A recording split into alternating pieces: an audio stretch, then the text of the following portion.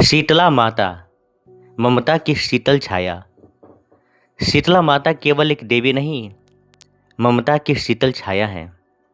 क्या आपने कभी सोचा है कि जब पूरी दुनिया आधुनिक दवाओं के पीछे भाग रही है, तब भी करोड़ों लोग एक ऐसी ममतामयी शक्ति पर अटूट विश्वास क्यों रखते हैं, जो हाथ में झाड़ू और नीम के पत्ते लेकर चलती है।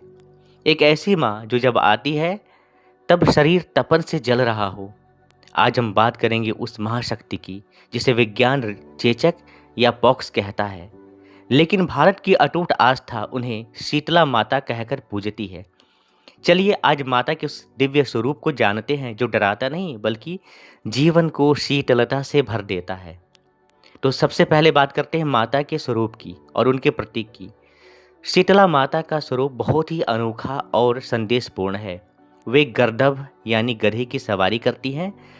गधा धैर्य, सहनशीलता और परिश्रम का प्रतीक है। उनके एक हाथ में झाड़ू है, जो हमें बाह्य और आंतरिक स्वच्छता का संदेश देती है। दूसरे हाथ में कलश है, जिसमें शीतल जल और आरोग्य का अमृत समाहित है। और उनके मस्तक पर रखा सूप यानी छाननी यह सिखाता है कि जीवन को बुराई से छान कर अलग कर दो और ऐसी अच्छाई ग्रहण करो जिससे हर कोई लाभान्वित हो। वे केवल रोगों को दूर नहीं करती, बल्कि वे हमें अनुशासित और शुद्ध जीवन जीना सिखाती हैं। अब इनकी पौराणिक कथाओं की बात करते हैं। यह एक ममतामयी कहानी है कि जब धरती पर ज्वर और महामारियों का प्रकोप बढ़ा, तब भगवान शिव के तेज से भगवती शीतला का प्राकट्य हुआ। लोक कथाओं में वर्णित है कि एक बार माता एक निर्धन वृद्धा के घर भिक्षा मांगने आई और उस बूढ़ी माता ने बड़ी श्रद्धा से भगवती माँ को ठंडी राबड़ी खिलाई। माता उस सादगी और प्रेम से इतनी प्रसन्न हुई कि उन्होंने पूरे गांव को चेचक की भयंकर आग से बचा लिया। यह कथा हमें सिखाती है कि माता को आडंबर नहीं बल्कि सच्ची श्रद्धा और सात्विक भाव प्रिय है। अगर पौराणिक कथाओं की बात करें, तो बहुत समय पहले एक राज्य में लोग साफ सफाई और देवी देवताओं की पूजा पर ज़्यादा ध्यान नहीं देते थे। उस समय वहाँ भयंकर बीमारी और चेचक के दाने फैलने लगे। लोग बहुत परेशान हो गए और समझ में नहीं आ पा रहा था कि यह सब क्या, क्यों, कैसे हो रहा है। एक दिन एक बूढ़ी महिला गांव में आई। वह बहुत साधारण कपड़ों में थी और गधे पर सवार थी। उनके हाथों में झाड़ू, कलश का पानी था।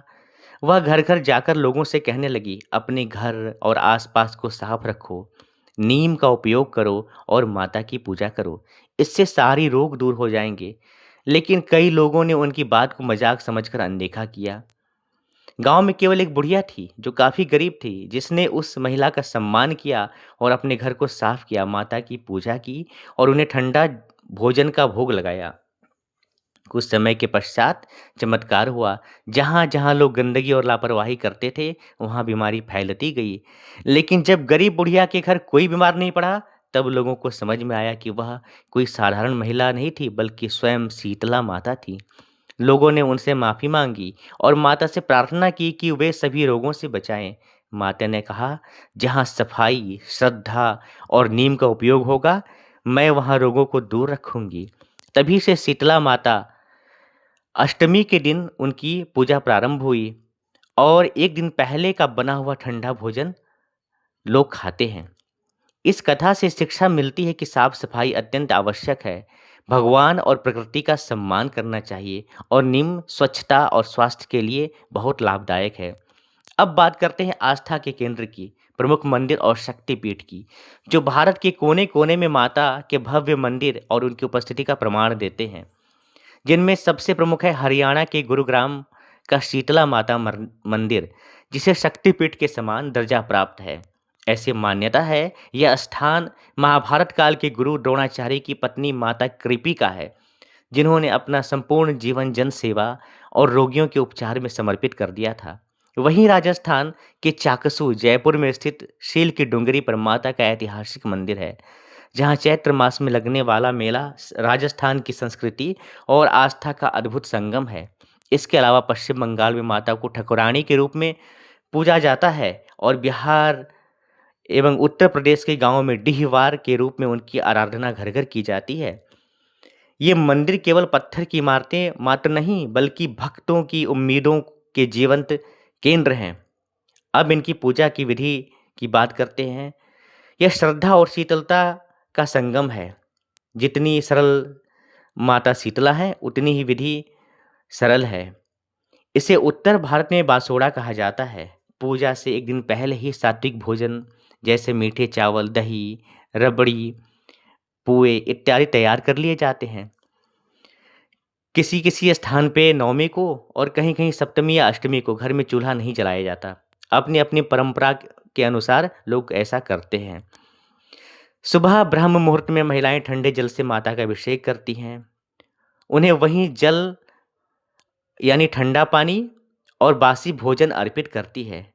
लेकिन यह एक परंपरा नहीं बल्कि एक गहरा भाव है। भक्त प्रार्थना करते हैं, हे माँ, जैसे यह भोजन शीतल है, वैसे ही हमारे शरीर, हमारे मन और हमारे परिवार की तपन को शांत कर देना। नीम के पत्तों का उपयोग और हल्दी का तिलक यह दर्शाता है कि हम प्रकृति के गोद में लौट रहे हैं और शांति पाने के लिए सबसे पहले अहंकार की अग्नि को बुझाना अत्यंत आवश्यक है। अब बात करते हैं वैज्ञानिक और आध्यात्मिक संगम की। लोग अक्सर पूछते हैं, माता की पूजा में नीम और ठंडे भोजन का महत्व क्यों है? क्योंकि हमारे ऋषि मुनि जानते थे कि नीम एक प्राकृतिक एंटीबायोटिक है। शीतला माता की पूजा वास्तव में स्वच्छता और आयुर्वेद का उत्सव है। जब मौसम बदलता है और शरीर रोगों की चपेट में आता है, तब शीतला माता का शीतल मंत्र हमें मानसिक शांति प्रदान करता है।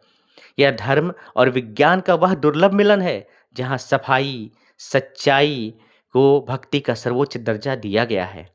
माता शीतला का रिश्ता हर भारतीय के घर से अत्यंत गहरा है। जब किसी बच्चे को माता निकलती है, तो घर का वातावरण किसी मंदिर जैसा स्वच्छ, पवित्र और निर्मल हो जाता है। उस रात माँ रात-रात भर जाग कर अपने बच्चों को नीम के पत्ते से हवा करती है। उस क्षण वह माँ स्वयं शीतला का रूप बन जाती है। अंत में माता का संदेश बहुत सरल है। अपने मन को शांत रखिए, परिवेश को स्वच्छ रखिए और अपनी-अपनी जड़ों से जुड़े रहिए। अगली बार जब आप माता के समक्ष नतमस्तक हों, तो केवल स्वास्थ्य माँगे, बल्कि वह धैर्य माँगे, जो कठिन समय में भी आपको अडिग रख सके। मैं उस भगवती शीतला की वंदना करता हूँ, जो गर्दभ पर विराजमान है और स्वच्छता और शीतलता का वरदान देती है। धन्यवाद। अगर वीडियो आपको अच्छा लगा हो और इसको सुनने से, देखने से आपकी भक्ति बढ़ती हो, तो कृपया लाइक करें और माता का नाम प्रचार करना चाहते हैं तो शेयर करें। धन्यवाद।